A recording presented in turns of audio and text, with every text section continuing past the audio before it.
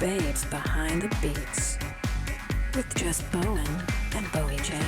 What's up, everyone? It's Jess Bowen and Bowie Jane here on Babes Behind the Beats on Adobe Radio, and we are so fucking excited because we have Bonnie McIntosh, the fucking queen herself, in studio. She is currently the keys player for fucking Post Malone, fucking huge, but also has worked with Selena Gomez, Halsey, Miley Cyrus, Kehlani. I mean, just the list goes on. You are an absolute legend. Massive. So thank you so much for being here. You guys are so sweet. I'm blushing. Okay, check that off. I made her blush. I We're trying made to me blush already, and it's only like a minute in. So we all went out the other night and had an absolute blast. Oh my God, we had too much fun. Yeah. we might still be a little hungover. Yeah, it took a few days. We were out Wait, with literally like a week ago, though. flights and yeah, it was crazy. Was it? It was a week ago. Well, as of tomorrow, but It was. just to It was preface this, it was midweek. Wednesday of Oh my last God. week. And Time it's is now a construct. Yeah. Right. Yeah. But yeah, we did go out to Rainbow Room with, we did. you know, lights, which is how I met you, Yeah. which well, is crazy. well, we met before because you were playing drums for her, but we didn't really get to like talk and like hang out. But right. we had some bonding at the Rainbow Room, and that was Oh. really fun. Some Super bonding fun. over shots. Bonding over shots.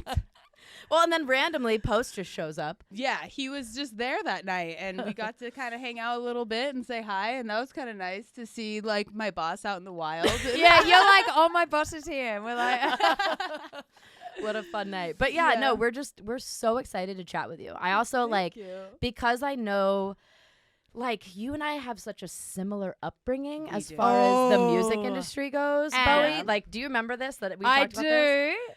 There are other similarities. We So- got so excited. So excited because you know we got to take it back to your beginning, but right now Yeah. I do want to talk about the fact that you were a soccer player I was. and that was what you were going to school for, or you had Yeah. a scholarship, right? Well, I originally moved to Los Angeles on a partial soccer scholarship at Cal State LA, and I was a goalkeeper, which I randomly found out that you were one as well. You know how you meet people that play soccer and you just don't assume Dude. anyone's also a goalkeeper. Yeah. And Never. so these guys are sitting at the bar and going, what? What? Like, okay, we know each other, but we didn't know that about each other. They were going It's crazy. just because you never meet another goalkeeper because there's Yeah. only one on Exactly. a team or Yeah. two or whatever. When people say they play soccer, I imagine they're a striker. Immediately. Always. And then whenever I say I'm a goalkeeper, it's like, wait, what? It's really wild. It's always like this like anomaly that like, you know, someone's meeting a goalkeeper out in Literally. the wild. Yeah, I a goalkeeper in don't the know. wild. It's just like, is, it especially in is. the music industry, because one thing I've noticed is like, I actually couldn't graduate at Cal State LA because there was no path to graduation as an athlete and a music major, because there are so few musicians who are also athletes, especially in America. Like, I'm specifically America Yeah. because it's like, it's just not a soccer heavy country really. Right. So it was just like, it was like this anomaly that like an athlete was also a musician, and then I had to make the You had the to pick choice. which yeah, one? you was, Yeah. that was it. So then going Mhm. back to your early days, obviously you had been playing soccer, but how did you get into the music world? So that's actually a super funny story. So during my freshman initiation at Cal State LA, where you have to just like basically drink your face off. Wait, what age is this? Just so because I'm an Aussie, so I So- don't know what freshman is. Okay, so actually it was technically my sophomore year. So I was about 19 years old at the Okay, time, right? yep. So we're doing our freshman initiation, and I was considered a freshman because of the way I transferred to the school. And during that time, I was just started playing piano in my dorm room because I had this piano in my dorm room because I was a classical piano major. So I had never played in a band. I never played at like a bar. I had never done anything other than like classical recitals, right? Wow. So I just start like playing some like Beethoven or whatever, and then these Oh, guys, whatever, no big deal. just, like, it's fine, whatever. It was just That Beethoven. did sound funny. We're going to use that clip. That was yeah, great. you can do that, just a Beethoven or whatever. And then these guys that were also in the music program that like were in a band together just heard me in my dorm and just, you know, in college, the parties are just like every door is open. We're just like Right. writing our ass stuff, right? Right. So they come through and they see me playing and they're like, hey, we should, like, we're kind of starting a band. You should join us. And I was like, all right, cool. So we started breaking into the music theater hall at Cal State LA at like 2 a.m. No. Yeah, because we're broke ass college students. We don't have a place to practice. I don't Yeah. have like an actual instrument. So there was a fucking 9-foot grand in that hallway. Oh, That wow. was my Nice. like practice Wow. keyboard, and we would break Your into this- practice keyboard. That's not my insane. practice one. I know, Yeah. right? It cost more than anything I've ever owned in my life. And so we would go in and we would practice, and we started this band, and it was called Black Party Politics. And we started getting shows and playing in pubs and every shitty bar that would let a bunch of underage kids play, we would do it. But I was all still on the soccer team. So like I still had like Which 6 is- a.m. that's double difficult. days, triple days. Because you're full on train. You're on a sports scholarship, right? Yeah, but I was also 19 years old, so my body could True. handle. So you could be able to stay the- out because obviously those shows would be at night, right? Yeah. And then you're saying you're waking up at 6 So a.m. I'm out till 2 a.m. playing in these pubs and playing in a band, and then I'm waking up at 6, 7 in the morning and going to do to practice. or fucking drills double and- days, triple days, and Oh my and God. Wow. I don't know how a body is capable of doing that, but apparently at 19 you're just like superhuman. It's crazy. I think that's the truth. I think that- I honestly. think that- when I think back to when I was Yeah. 19, I was like, I was literally a superhuman. yeah, I was like, there's no way in hell. I still can't believe that I did that. Yeah. Yeah. And I would go and practice, and I would like put my band's songs on our warm-up tape, and like, you know, I started becoming just really obsessed with playing in a band because I always wanted to do that. And as a classical piano player, you don't know, I was very into like the scene, like the emo scene, but nobody really like let me in their band. Like all Yeah. my friends were in bands. I'd go to Soma and see all of the Soma in San shows. Diego. Yes, Yeah. Okay. Soma in San Diego, and yeah, just like no one would kind of let me into their band. So when I moved to LA and I was at Cal State LA, and I got that experience, I just became obsessed with it. I was like, this is what I want to do with my life. Yeah. Yeah. And then soccer, as much as I loved soccer, it started to kind of become more of a distant love because I just became so obsessed with being in a band. Wow. Which I'm Which sure you can relate to. I was going to say it was kind of the same for me where, you know, I grew up playing soccer competitively throughout high school. You know, I Yeah. started when I was in elementary, and it was like throughout high school, and then I started getting scholarships. You actually Yeah. did have your scholarship and went. Yeah. I ended up being like, nah, I don't want to take the scholarships, and decided to do the music thing right out of high school, which was scary. Yeah. Which was scary. Because you were touring straight away then, weren't you? Well, Almost. I mean, when you say touring, I mean, it was like we were playing in a to car. a bar with the bartenders were the fucking audience. yeah. So it was like I Touring. chose when I was like, I'm not going to college. I'm gonna fucking do this thing. Well, granted, I did go to like a semester of college. Like that's what Yeah. that's me trying. That's what I Yeah. tried to do. And then it The was like our parents were label was like, happy. my parents were like, okay, I guess we'll give you a year to do this. And the first like 6 months of us playing was just like at the bars. Yeah. And it was literally like our label was like, you have to go do this. You have to lay that Yeah. like groundwork and just like play these fucking your places to hours. just the bartenders basically. Yeah. But Yeah. also, do you notice that like nowadays, like I feel like kids that are trying to get into this business don't have to play live the way that we had to play live. 100% because Right. And they've because done of no s- gigs, right? Yeah, Social I mean, media. You can make a 30-second TikTok, and something that I always say, where I'm like, you can shred your ass off on a 30-second TikTok. That don't mean you can last a 2-hour show. Yeah, exactly. 100%. Right. I have 100% realized that with Yeah. our generation of how we grew up in this industry, which was like you got to do the thing Yeah. and like grind, right? Yeah. So you're Mhm. grinding, you're sleeping on 10,000 floors, hours. you're putting the 10,000 on hours stage. in, but we didn't have the same social media where we could post a video of ourselves playing Exactly. and Yeah. it go viral or whatever it is. Yeah, that just like wasn't. It wasn't a an option. thing. It wasn't a thing. It wasn't an option. Like I remember when Instagram came out, and I was like, "Oh, you have to have an iPhone to have this." Or Yeah. like, you know what I mean? Like it was such a new concept. But even when Instagram came out, do you remember? I don't know if you did the same thing, but for me, it was more of like, I look back at my literally like first post and it wasn't even me. It was like it was supposed to be used for like being artsy, so it'd be like my feet up on the van while we're driving to Denver. Do you remember like hot dog legs when you're like sitting there at the beach and you're just like, ooh, such a sunny day. Yes. And it's just like literally like your fucking knees. Just your thighs. Like, maybe that was a San Diego thing, but like No, that was worldwide. Worldwide. Worldwide. Confirmed from Bowie. Worldwide. Australia as well. Yeah. Pitbull over here. We got Mr. Worldwide out here, right? Pitbull over here.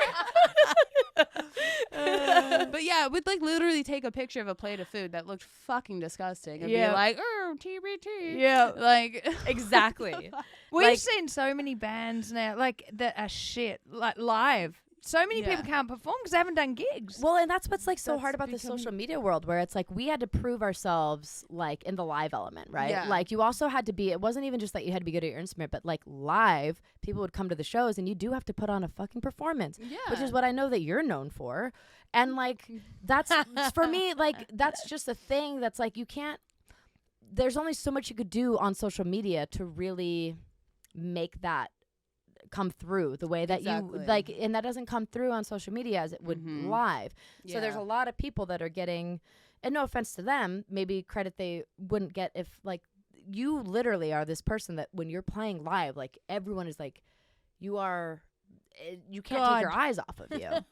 You just Oh, can't. thank you guys. It- I'm but, blushing like- again. This But is you know, fucking like hot. maybe if you were to try to do that on social media, it wouldn't come across the same way. Does And that it- make sense? That makes Totally, perfect sense, totally. and that's probably why I don't post enough social media videos, because every time I do, I'm just like, it doesn't feel, if I'm being really honest, and maybe it's because I'm old, but like it just doesn't feel like what I do well is coming across, Yeah, right? And so 100%, I get it just that. feels a little, to be honest, it feels a little inauthentic because Totally. it's just not.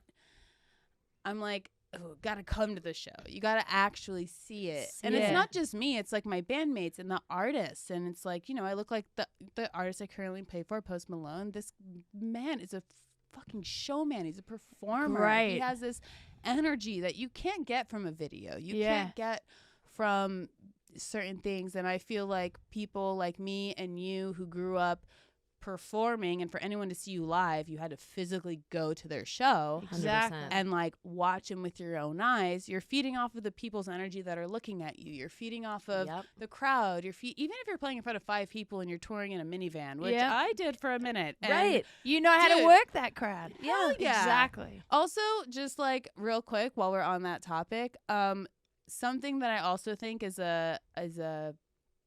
very vital to being I guess maybe just like kind of, what is it called, like cutting your teeth into this industry, Yeah. is that van touring Yeah. experience. Mm. I agree. Right? I like agree. that, like I borrowed my mom's minivan and someone Didn't you would do something fucking- We similar? borrowed one of the guys in our Yeah. band's minivan. Was it a soccer mom van? Because It was because definitely ours, fucking was. literally ours was a soccer because the other guys in my band played soccer as well. So we borrowed that No. soccer van Yeah. and went to fucking Utah and Texas for shows. And like someone sleeps in the van to make sure your shit doesn't get stolen. oh, that's And, like, crazy. I don't know about that. Oh, that's what we did. I didn't have to do it because I was the only girl in my band, and they're Yeah. like, "Let's have you not get murdered." But Yeah, like, for yeah. sure. but yeah, we would do that. We'd get like a single Motel 6. I slept in a bathtub, just all Oh! like fucking with a sleeping bag, like. And this Yeah. was like, I was like, oh my god, we're touring. Yeah. This is Yes. this is the You dream. gotta love it. This is the dream. Exactly how I felt. Yeah, being on a bus was like, that thought did not exist. Right. Like, I could have never imagined that there was a toilet where that we were driving. That is a concept I had never seen. Yeah. Now I know the number one rule: don't shit on the bus. But Oh, we've talked about that Did you see our before. video? We've done a video about that. no, no, I have not. We've seen literally that. got a video about that. It was because She goes, "Do not shit on the bus." shit on well, because let's be real, like my first time on the bus, I wouldn't have known. Like none of us would have known, right? That's not a Because thing. nobody teaches you that. You can go to music school, you can get a master's Yep. degree in music from Juilliard, but no teacher does the thing where they're like, Don't shit on the bus. don't shit on the bus. And if you do, hot bag it. And if you don't hot bag it, tell your driver and he's going to pull over and everyone's going to know it's because of you. And right. you might have to do it on the side of the road.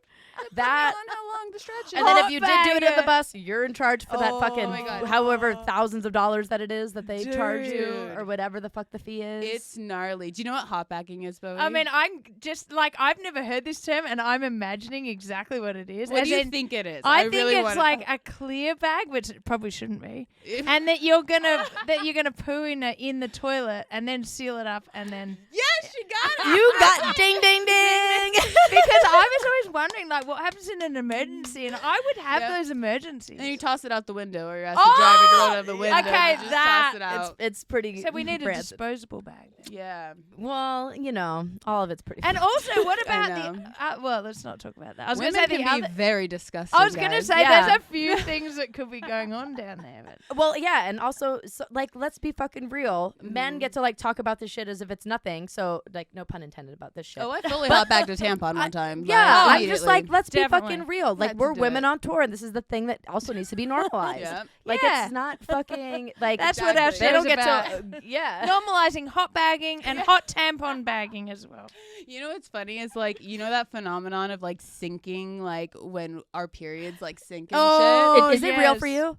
It's shit. real On for me. tour? It's real for me on oh tour. my god, it's so real. My bandmate, We even do What if- off tour, like as in dude, just with the show. Right. my bandmates and I feel like have been synced for like almost a year. That's and it's so funny because like crazy. one time like you'll put on bus stock like tampons, and the guys are like, dun, dun, dun.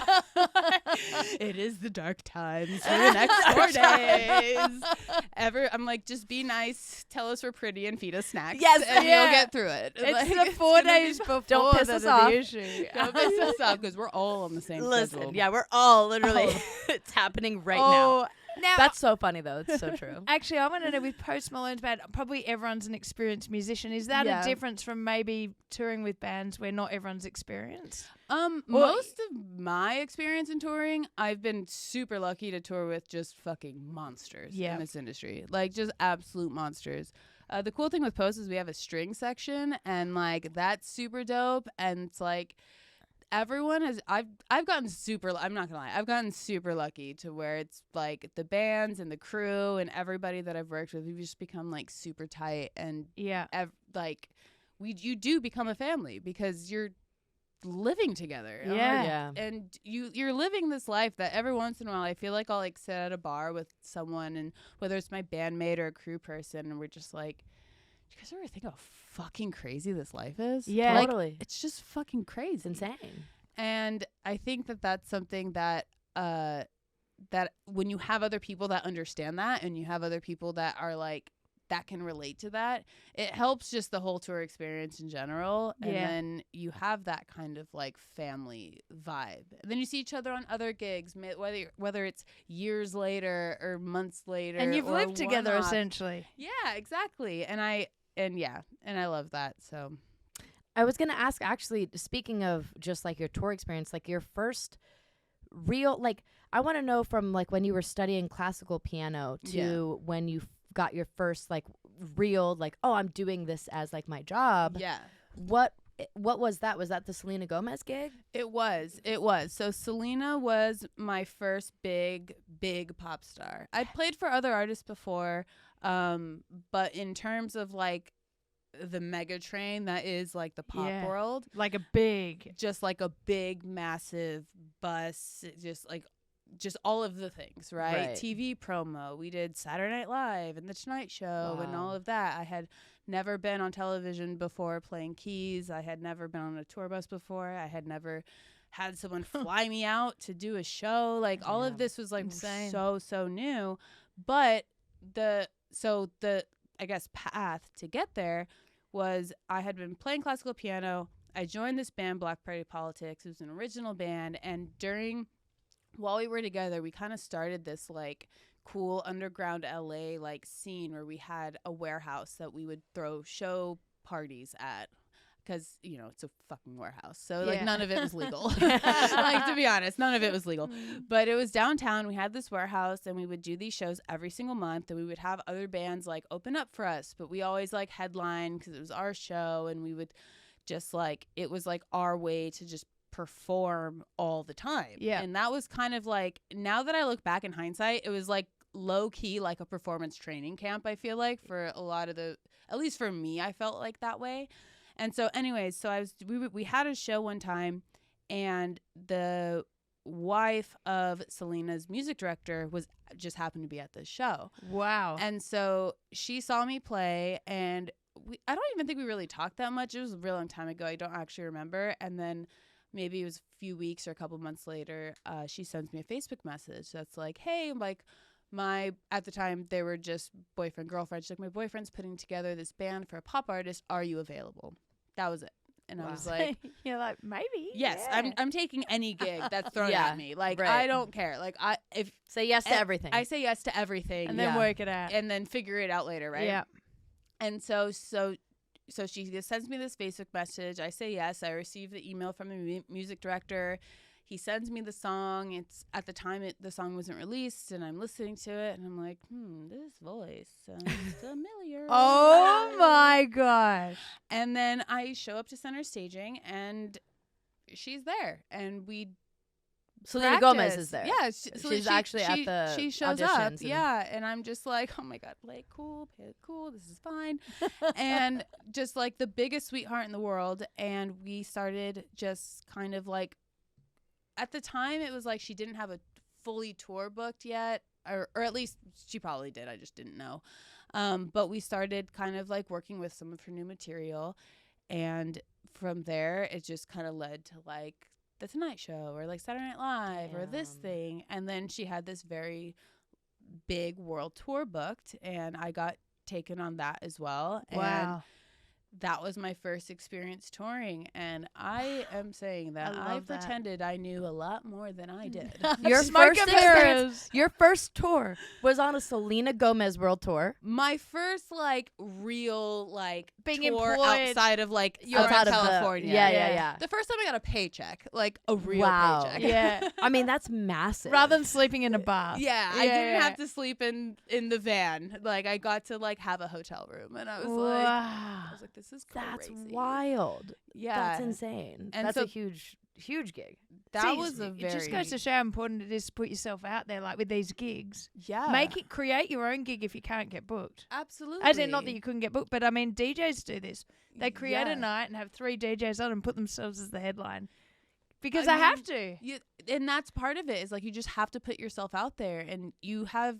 At the end of the day, you really don't know who you're playing in front of. Like you Yeah. don't. Like You have no idea. Especially now with social media and phones and videos and Yep. everything. But even back then when that wasn't a thing, I didn't know I was playing in front of a person that could lead me to a person that could lead me to a gig like that. Yeah. That led me to, I'm not going to lie, pretty much my entire career at least started in that moment. Like the one Insane. that I have now.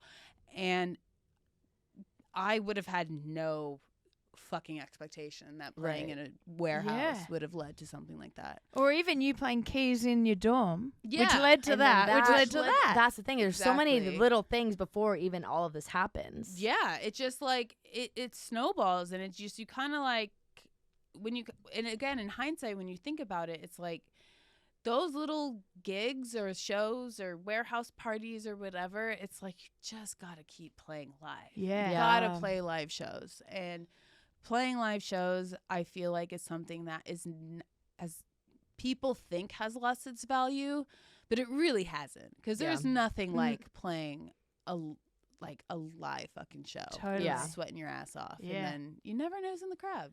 Totally. So- 100%. And then how did you, okay, so like I want to fast forward a little bit. We'll skip to, Mhm. I guess, then you started playing with Halsey at some I point. did, yeah. Was this through, again, someone that you knew from the Selena camp? Was this a music director? Was No. this, how did that come about? So that was literally a phone call from a music director. Right before her, I was working with Kehlani, and I was at a rehearsal space, and I think somebody saw me at this rehearsal space with her, and like, you know, word gets out, and when you work with different artists, you kind of get to like, you're putting yourself out there, and people start to kind of know who you are or what it is that you do and what you're good at, right? Because as a drummer, like not two drummers are the same, right? Exactly. Same with keyboard players, same with DJs, same with like we all bring a different aspect to this, vibe, right? And it's like there are like virtuosos that can play me under the fucking table, but might not be able to jump around like a psycho, like in the way that I do it. And I love that. Fucking 3-inch platform dog, right? Making a fucking fool out of myself, and somehow people still hire me. I don't know. Looking cool as fuck. That's what we have to keep focusing on. Energy, are you kidding me? Energy, but also being talented. But yeah, like sorry, I'll keep you. But I'm.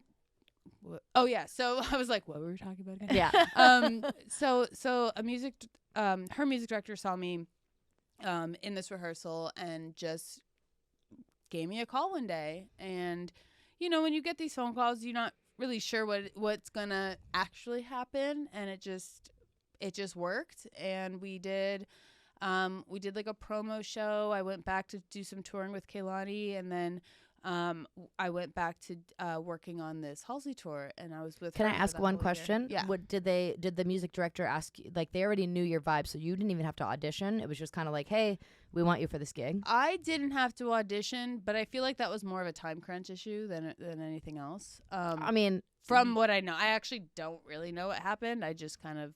But again, this shows like your talent. I mean, like there's not often that someone that's at that level that's asking someone to not audition for someone of that level. So I mean, I feel like auditions are now. I mean, at least like what I'm noticing, like as I'm getting older as a musician, auditions are becoming less and less frequent. I feel like once you kind of establish yourself and people know what you can and can't do, whether it's word of mouth, whether it's like looking at videos, whether it's your resume, whether it's certain things, they're kind of like, okay, we don't need to waste our time and we don't need to waste your time. Yeah. We're just going to trust you.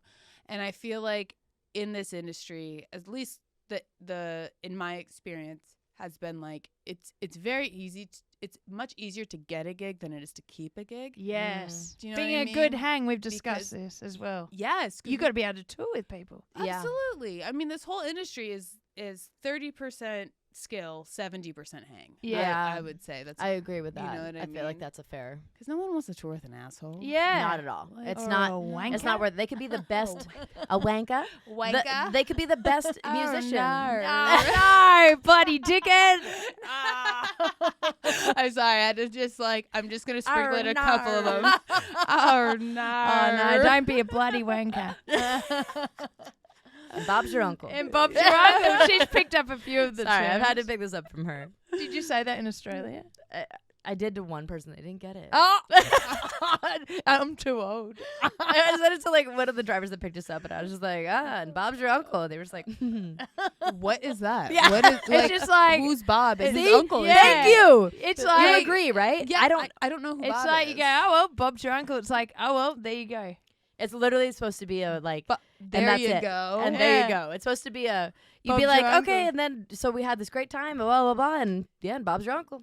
Wow. Oh my god, I learn new things every day. Yeah. Thank I'm you gonna for start not. saying that to people. When I'm you so tour happy. Australia, you can just add that in. We just did Australia like a couple of months ago. We were there for a minute actually. We were there for almost like 2 or 3 weeks. Yeah, Oh, you that's guys did all great. the big ones. The same, the Yeah. top 5. It was like Brisbane, Melbourne, Yeah. Sydney. That's why I keep saying, oh no. Oh no! I just I got keep back from seeing there, so it. that's why I I'm know. saying. I'm just like, nah. Bowie's like, y'all are annoying. Yeah, as Bowie's fuck." like, It's fuck not. you guys. I'm used to it. I'm used to it. I don't care.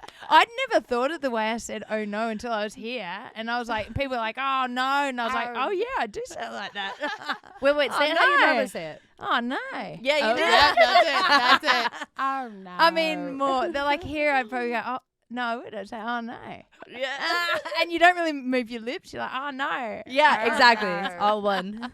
I know. Okay, I've got a question about the Yeah. Selena tour. So that was your first tour. Yeah. You then have to deal with all the things like sound on a big stage. Like you're going into Mhm. big sound differences. Yes. So you've got in-ears and all that, which you might have with your other band, I'm not sure. But like tracks and so what was the setup and how was it? How'd you get used to it very quick? How'd you learn? So all of that was so new to me when I got that gig. I lied and pretended like I had done it a million times. Yeah. And just did a fake it till you make it kind of situation. And I had never gotten in-ears. Actually, funny story about that is I got molded for my in-ears and I didn't receive them until the day of my first arena show. Whoa. And so I had never put in molds before. I'd Dude. only used generics. Yeah. And Were you freaking out? yeah, we didn't get, our flight was late. We didn't get a sound check. And I just was it was the Jingle Ball tour. So it was that big. She did ass- that. You did that one too? 2021 or 22? This is. Or wait, 2019? this You probably is- did it before. This is before that. This is like 2015. So Oh, this is okay. a while ago. Okay. And we did the rotating stage. I'd never put them on before. And I was just like, I didn't even know what level to put my pack on. Oh, shit. Like, Right. I didn't know anything, to be honest. But I just pretended like I did because what's the worst that can happen? Like, if I freak out. and you had a monitor person doing? We did. And he was so great. And our team was really, really great. And they knew I was pretty green. So they definitely, like, helped me out a lot. Oh, that's good. because it was like, I'd be like, bro, I don't know how this fucking shit works. And they're like, all right, do this, do that, do Well, this. like, and what would you know what to ask for? Besides, like, obviously you Exactly. want your keys, but, like, you don't know how many tracks there probably are because that's not your job to know who, Yeah. like, who's doing playback and what the tracks. I mean, it's like as you know as well, it's like we all have track, we all have click, we all 100%. have all of those things. Yeah. And as a keyboard player, you kind of get to, in a lot of situations, you kind of get to choose like what is physically playable and what's not physically playable. Because there's Right. some sounds that are just not playable. It's not sounds, exactly right? as a drummer. I've had Yeah. this where I'm like, I literally cannot play that on drums. It's actually Right. impossible. Yeah. And Yeah. so I'm just like, all right, track that. I can do this. I can make this pad. I can program this in this workstation, or depending on like what my rig is and all of that. So in terms of like playing on a stage like that with that kind of sound and dealing with like slap back in an arena, which I Yeah. was like, what the fuck is that word? And then Yeah. I took my ear out one time and I was like, oh, if I play a note, I don't actually hear it for like a second. Yeah. Like Yeah. exactly. Which, by the way, is like Yeah, 100 years. For people who might not understand, it's basically bouncing off the back wall is what you're going to hear. Yeah. Or bouncing off the audience when it's and full, it's like but reverbed, and it just like doesn't. it's make, delayed because it's big. Yeah. Yeah. Like you physically cannot play unless you have those in your ears, and I feel like a lot of people that go to stadium shows or arena shows, they don't. Obviously, don't understand the concept of like. Literally, it's physically impossible to play your instrument without having some sort of monitor situation, right? Right. Yeah. But again, like when I started doing these like really, really big gigs, like all of that was so new to me. So you kind of just learn on the job. Like you just have to figure it out. Right. And it's a very fake it until you make it situation. And that's at least how it was for me. And so I pretended I knew what I was doing. I had no fucking clue what I was doing. And it somehow worked. And in that show, when we got to like the world tour and all of that, I had like a keytar moment in that show. I put it on my rider thinking that I was like, they're not going to actually get this for me. But Wait, what'd you put on your No. rider? The keytar? Keytar, yeah. You didn't think that they would get it for you? No, but they did. Yeah, I was like, if it's on your fucking stage rider, it's like this is what the keyboardist They fully needs. did. And I Oh my God. if they ever watch this, they're gonna be like, "What the fuck?"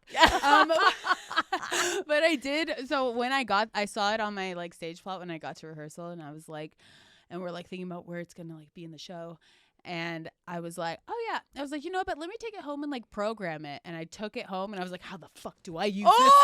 Oh my god! I didn't think they would actually give it to me." What the and I just like ran around my apartment, jumping on my bed because as a keyboard player, like as a drummer, it's like we're not mobile. No, we're Right? stuck You're where behind we're at. something. Being Yeah. mobile as a keyboard player is the weirdest thing because I'm like, Oh, so you're having to get used to that, of course. yeah, what do I do with my fucking legs? Like, what do I do? Where do I move? Who do I look at? What is? And then they're like, oh yeah, this is gonna be like, yeah, our shows are between 20,000, and we have a couple of shows in front of 100,000, and we did the Quebec festival and all that, and I'm just like, yeah, totally, yeah, No problem. worries. No worries. Meanwhile, shitting myself. I really want to go into the Post stuff because you've been playing with Post now for like over a year.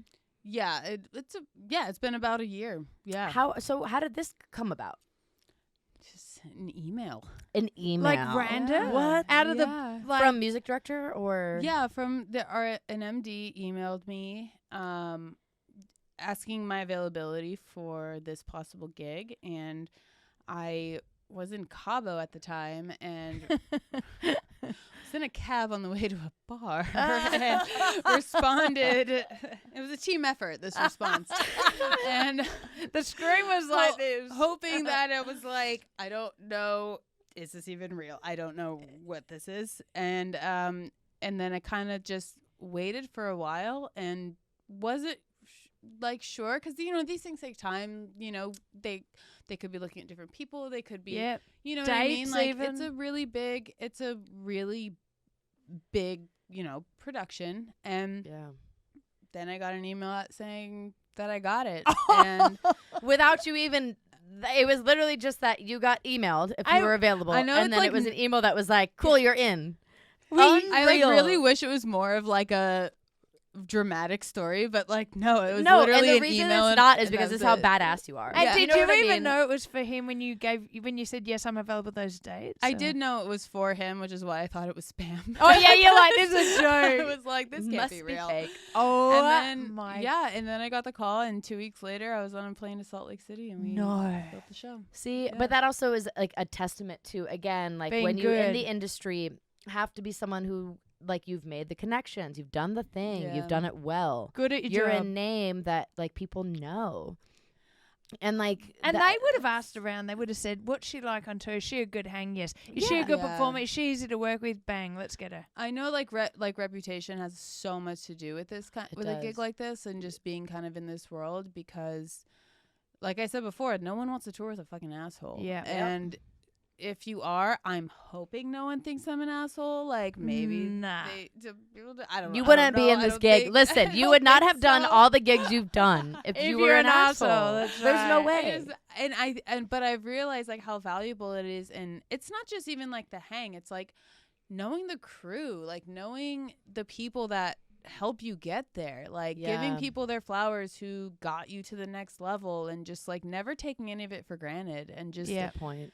being a kind person. And I mean, I don't know if that kind of stuff is out there where people know that, but everybody kind of talks, and it's like you want to hire somebody that's going to be a good fit, and not everyone's a good fit for everything. Like I'm not a good fit for every single gig. Yeah. And that's another thing that I've learned that I used to think was this like hard truth, but it's really like, it's like you just really have to understand that not every gig is your gig. Like not every gig is the one that like fits you and what they need from you, and what you specifically want out of the gig. Exactly. That's another thing I've had to come to terms with, and I don't know if you can relate to this.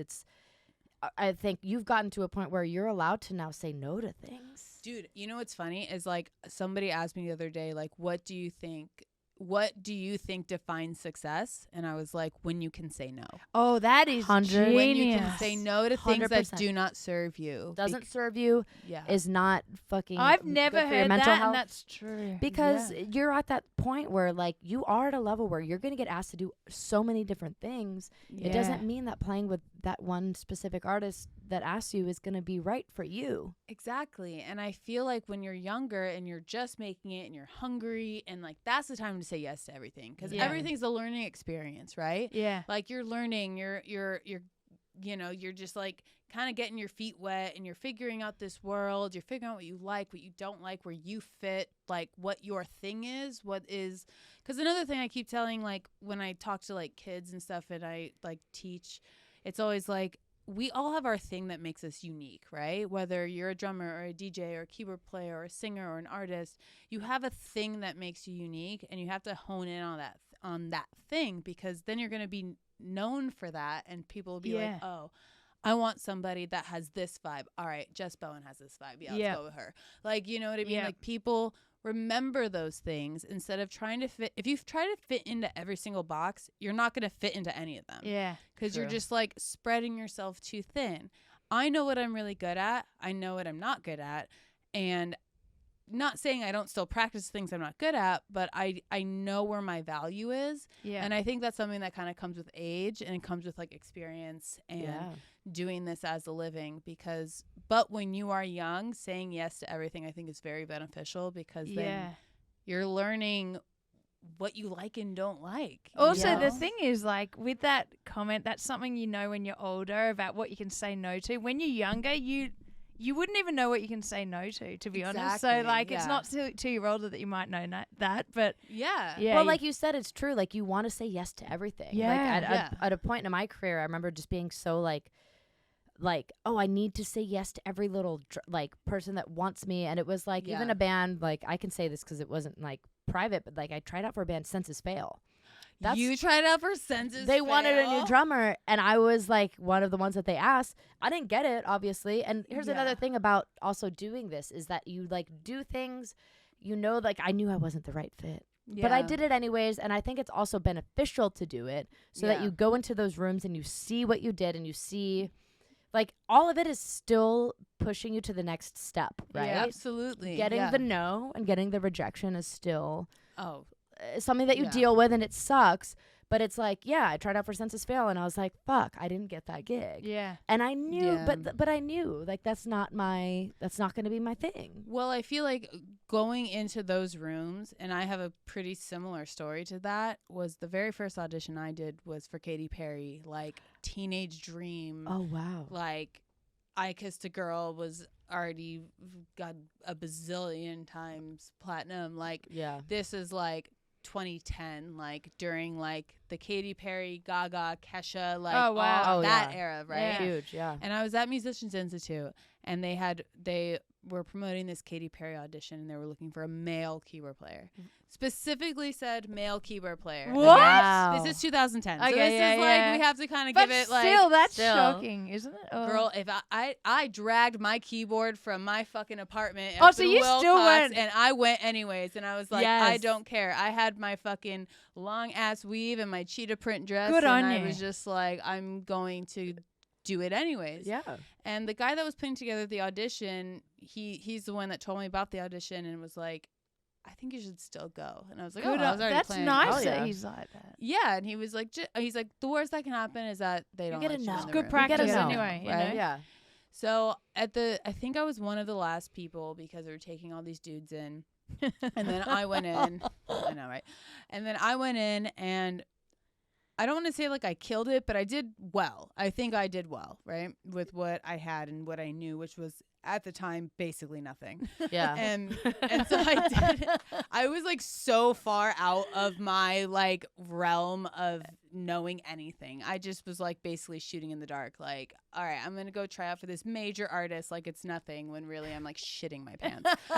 So I do the whole audition. I get a call back. I think I may have gotten 2 callbacks. So I got very far. I didn't end up getting the gig, That's amazing. but because I went to a gig that like didn't ask for me, it was asking for a dude, and the person that got it was a dude. But the fact that I got that far gave me some gas to be like, oh, I can get into more of these rooms. Yeah. And 100%. the next room I'll be more prepared. and the to room get after callbacks that- when you weren't even what they wanted. Yeah. Exactly. I mean, You went to something that specifically said for men, and you were like, I'm going to fucking do I'm it gonna anyways. anyway. I Well, love one thing that. that I've noticed like throughout doing this as a job is a lot of times people don't know what they want. yeah. Yes, until they see Until it. they see Until it. they They see don't it. know what they want. They think that that's what they Yeah. want, but until they see what the fuck they and want. then they're like, oh, this is the person that's going to 100%. fit this gig. Yeah. This 100%. is the person. And that's why you've got to turn up. Exactly. That's why it's like, even if it's not, and I don't know what the quote is, but there's something that says like, and not just for music, but it's like women will apply to job where they have like 100% of the requirements, Yeah. and men will apply to jobs where they have like 60% I've or heard 40%, that, yeah. right? right. And I feel like that is so true with music. Yep. Because I don't know where I got that kind of, to be honest, maybe it's cockiness or whatever, but like there's been bands or positions that are like, oh, we want keys that can double on guitar, or can double on this, or can double on that. I don't play any other instrument besides keys. And I've gone to those auditions, and most of the times I don't get them, but I've gotten one, and I had that Right. job for 2 years. There you go. And so like when that kind of stuff happens, that makes you kind of realize, like, again, not everybody knows what they want. I also don't call that cockiness. I call that like you are really good at what you do, and also men get to go into fucking spaces and do whatever the fuck they want to, as if they own things. You know what I Yeah. mean? So like you doing that is just you again proving even more so like how fucking much better you are at your craft. than the ones that are just like, I'm just gonna go in there and they're dudes that like could just half-ass things and get away with things. That's so true. And I feel like as women, we like over prepare so much. Oh, because we're we just have like, to. Because we also need have to to, right? fit everything. Yes, we Because literally we have already to. have that stigma against us, which is that we're women doing it. Like Yeah. you even went for things that are only asking for men. We already have things that are specifically against us as just being women. Yeah. Just for the fact that we're not men.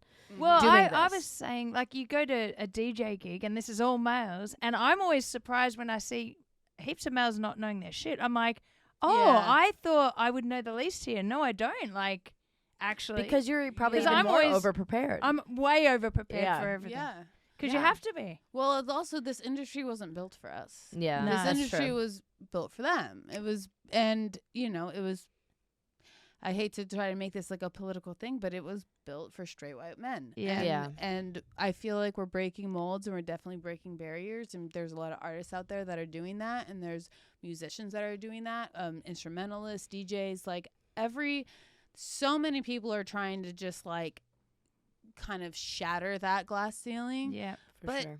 it still exists. Oh, yeah. It's still Just there, look at Book More right? Women. 100%. Yeah. Oh, Dude. Yeah, do you know that site, the Book More Women? like, it's the males and the females in the gig. It shows every festival that gets booked, or it shows like shows, right? And they Really? basically specifically post The flyers. the flyers of them, For the and then they'll festival? show you the flyer of the festival, and then the You next would slide die. will be what the women, like how many are women Oh or my non-binary or like LGBTQ, Yeah. and it's empty. Some of them are like 4 names, and there'll be like 100, and there'll be 4. Jesus Christ. yeah. It's scary. I'm shocked. I'm disgusted. Like it's actually Yeah. wild that some of them, like it's literally like you have to have the festivals. Like we had Noelle Skaggs, who plays in Fits in the Tantrums. Yeah, So we had her on our show, and so we like to work with her as far as like she's doing specifically. Like I want to book women, like people, diversity, all diverse. It's good. Diversify the stage is her whole like thing, right? Totally. So we want to work with her. Fucking badass. Oh, she's such a badass. yeah.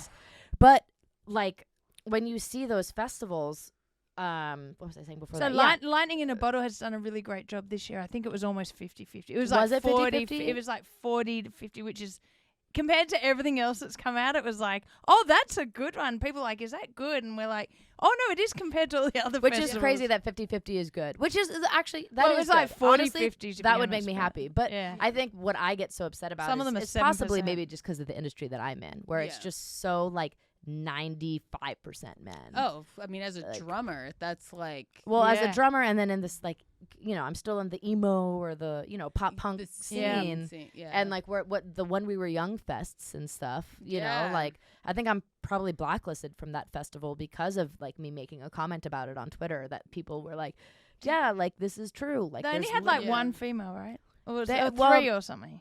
It was more so that it was just like you couldn't see the females to the bottom of the list. Then at the bottom of the list, it was all like they had Michelle Branch last year, which was great. I love Michelle Branch, but I'm like, that's the one person you got, and then you've got all these like openers. The thing is that people were trying to fight me about like our scene, like no females were in our scene, and I'm like, okay, first of all, I can fight you on that. Yeah. I was in our scene. Tay Jardine from We Are the In Crowd. Yeah. You've got fucking obviously Haley from Paramore. They played it. You've got Cassidy Pope from Hey Monday. You've got Chrissy Costanza from Against the Current. So I was like, okay, first of all, like we have people, but at my second point was that if you're gonna book new people at the bottom, why are you booking all men? Yeah. You have bands like Hot Mulligan, and this is no offense to any of those bands. I'm not saying shit about the guys. I'm talking about the booking, which is that if you're gonna put new bands on that, you have Lolo, you have fucking Yeah, try like and mix Taylor it up. Acorn. You've got.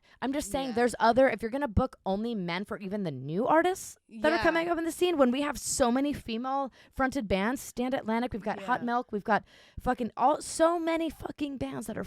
But fronted these by are women. even not even fronted by. That's Book More Women is like if there's a female in the band, it counts. Yeah, and still you would see that it wasn't even like 60-40. Yeah, even, crazy. Which is wild. I mean, and also it's like when you are if you're the only female in a band, or you're the girl in the band. Like it's always like you're labeled as that. Yeah. And Yep. like I don't even know if it's getting. To be honest, I don't think it's getting as better as people want to believe. But Right. I think that you know, when you have that stamp as like, oh, the girl in the band, okay, we've hit our quota. Okay, we've checked this box. Okay, we've checked that box. Yeah. Because even growing up in the emo scene with Laura, there's probably like a couple of keyboard players in general that exist in that scene, not to mention the lack of women in that scene. Also the lack of black women in that scene. I was going to say, is yeah. like, literally can't name one. Like, I 100%. can't name one. 100%. Wow. And that was like my whole scene. Like, I wanted to be in that scene so bad, and I just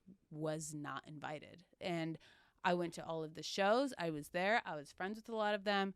And I was like, I'm a musician. I play this instrument. Da da da. But it wasn't even a thought. It wasn't even a question. And I'm not going to say it was either because I played keys because I was a woman or because I was black. I don't know which one of those it was. The combination probably didn't necessarily help, but also like there is enough room for that. Like that doesn't need to be something. But as you know, in that scene is straight white men. I was going to say hard. cisgender, straight, white men. Yes. And there's not very much room, or there hasn't been enough room made for people to make that scene more diverse. Right. And now that When We Were Young Fest is back, and there's a lot of these scenes that are coming back, and now it's like become this thing again where, which also, by the way, is kind of some bullshit because we got bullied the fuck for being all into that scene, and now it's becoming like the fucking cool thing again. So like, oh yeah, so for all you fucks in high school, go fuck yourself. So I'm sorry, but that was like, now that that's coming back, it's like maybe we should rethink that scene, because there are so many talented people that don't necessarily fit the straight white male box. There are other, you know, and it doesn't need to be like some sort of like, oh, we have to fulfill this quota. No, go find the talent. It exists. That's We're the biggest thing. here. It's not like we're saying like you have to fill the quota. It just exists. Yeah. And so that's what makes me the most frustrated with it. I'm totally right there with you too, because I'd be going to Soma when I was 16 years old. I'm like, Yeah. I'm gonna be in a band, and everyone's like, haha, no, you're not. But you didn't see yourself on And I'm stage. like, You never saw Well, that's yourself. the other No. thing. That's the importance of this. Yeah. For, You for need to kids be able to coming see up, yourself on yeah. fucking stage. Yeah. Someone that you go, oh, that's me. I can do this. Yeah. 100%. The only person I felt like I could relate to when it came to that was Amanda Palmer, because even though, like, you know, she is obviously a white woman, so that I don't identify with every part of her identity, but I saw a woman behind a piano just fucking owning it. Like, just fucking owning this stage, and just like her stage presence, the way that she played, the unconventional way of just smashing the shit out of her keyboard, and seeing that was like, I was like, oh, there is a spot for me here. Yeah. I don't know what it is yet, but I know that it exists, and I know that I can find my way into this industry. And luckily enough, I was able to. I didn't know it would go the pop route. That was kind of a unexpected turn for me. I thought I was going to be more in the scene. But I'm really glad that it did go that route, because I've had a really great career. I've had a really great life in that way. But it took me seeing another woman behind a keyboard, but to know that I could do that. Yeah. I still hadn't seen myself fully represented like that. Like, I mean, there's like Alicia Keys, but she's like a pop star, you know? I never went to like a gritty punk show and saw a black woman behind a keyboard. Yeah. Ever.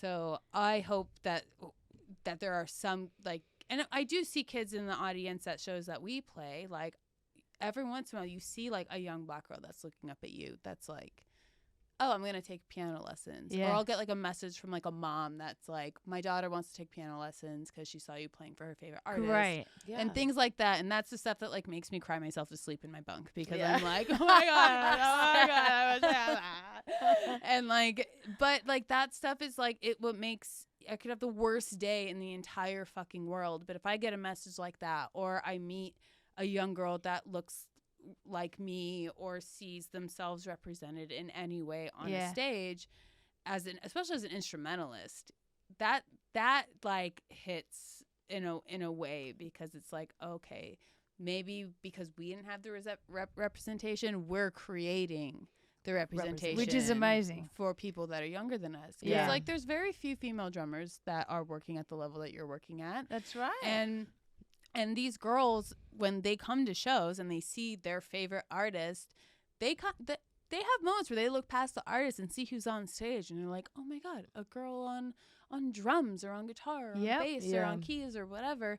And then that kind of representation, I feel like we are the ones that are now bringing that. Right. 100%. And there is a lot of value in that.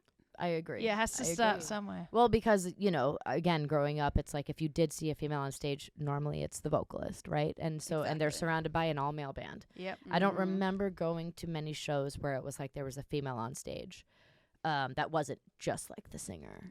Exactly. And so that's what we're all about, too, here is like just uplifting and like just highlighting that like this is a thing and people need to know that like you can do anything in this industry as a female. Doesn't need to just be that you need to be the fucking front and center. No, that's right. There's lots of roles. Yeah, there's so many different things. We have this ongoing joke on the Post tour because, when I go on stage, I'm not holding an instrument, right? My instruments are always set up. So a lot of local crew people think I'm a backup dancer. Oh.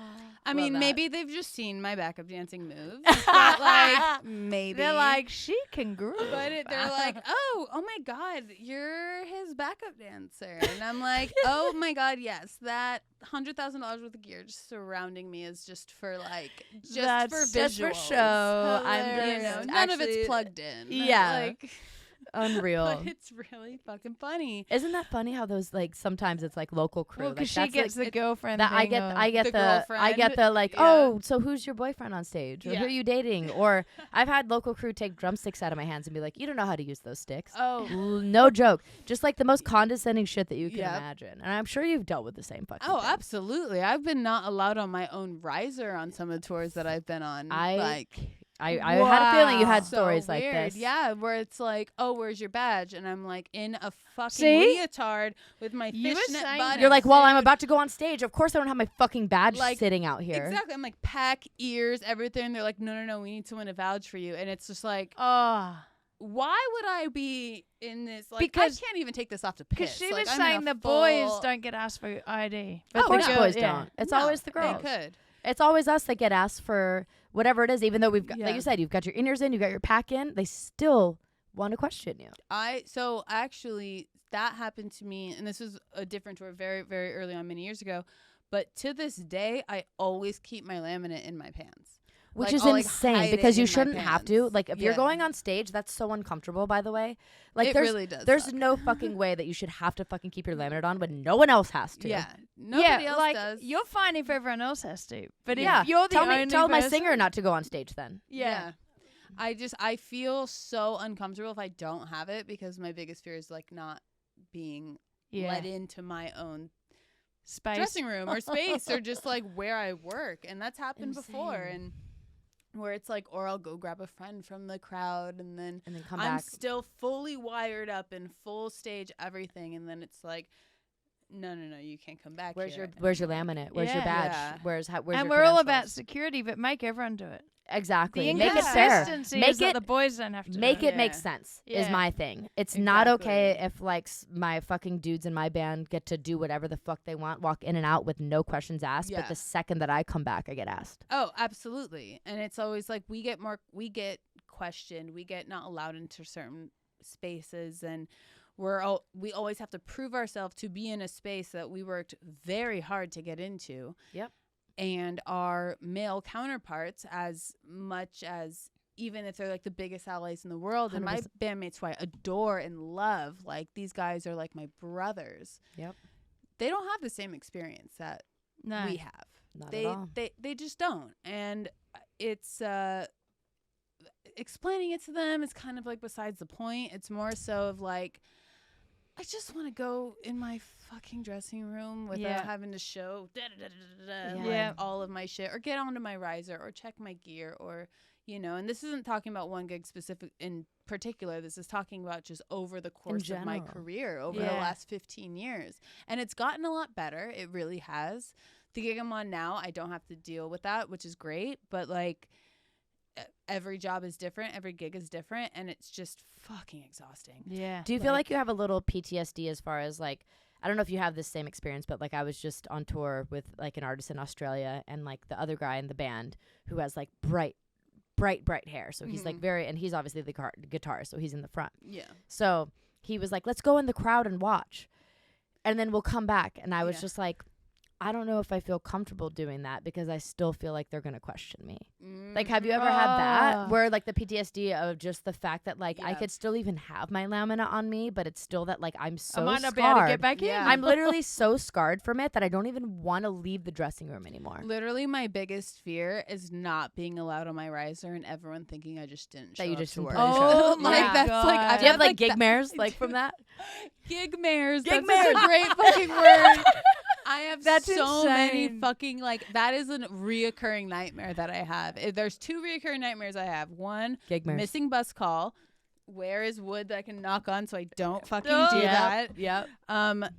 Missing bus call and not being allowed on my riser and a show starting and me just being in the crowd, like not allowed to get to my riser. And it's like the fact that that's even a thought that keeps entering my brain is.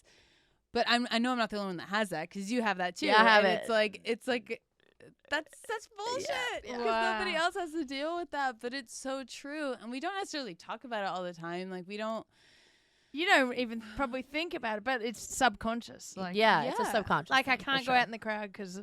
Like my mind is just like I'm not gonna get back in. Yeah. Like I've just had too many experiences where it's like I don't want to deal with. I don't like confrontation. Yeah. So I'm just like I don't want to deal with it. You know what? Where I'm safe, sitting in my green room. Yeah. Not experiencing anything. Not experiencing anything. Just alone in a dark, sitting dark, windowless hearing room. just the- There will be no confrontation here. No confrontation. I'm good.